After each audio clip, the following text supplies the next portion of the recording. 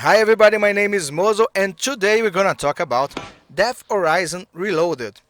Death Horizon is basically a zombie shooter that happens in a chemical compound where some kind of experiment have gone wrong and ends up turning every employee into a zombie.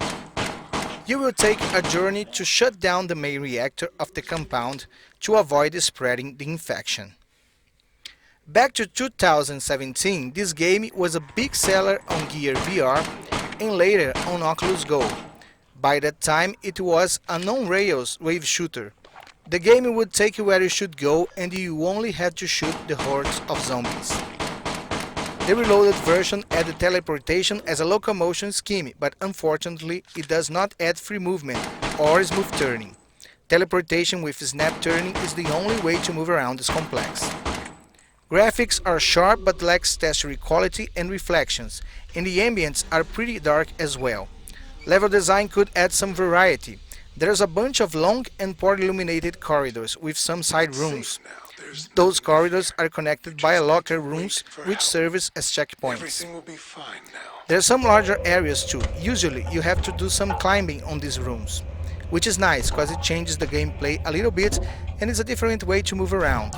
I wish the game has some outdoor areas as well. Sound is average, weapon sounds good, but zombies could use some better work. Ambient music is pretty rare, which is okay for this kind of game.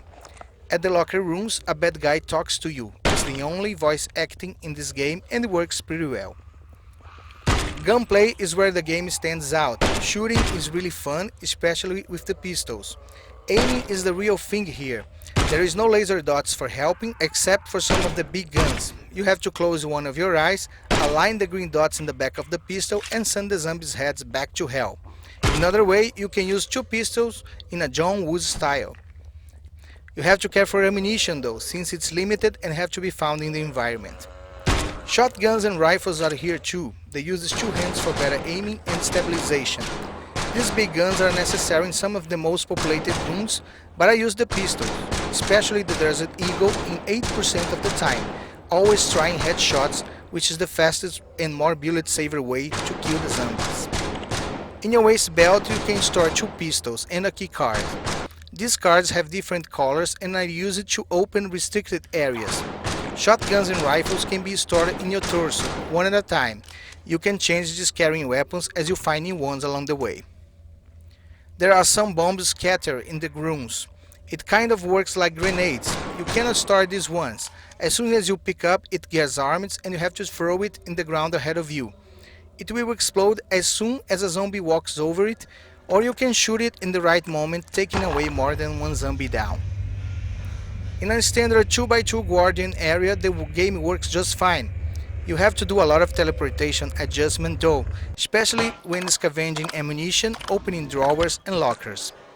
I did not have the opportunity yet to test it on a full guardian setup, but I believe it would improve a lot the playability of the game since it would allow you to walk freely for some time in the environment until reaching the border of the guardian, then turning and teleporting into other direction.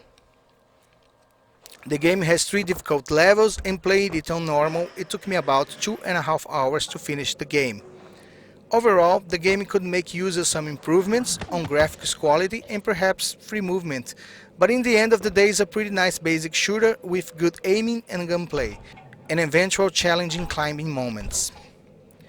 That's it guys, I hope you enjoyed this video and if that's the case don't forget to hit that thumbs up and subscribe. I'll be doing more reviews like this in the near future. See you on the next one and bye.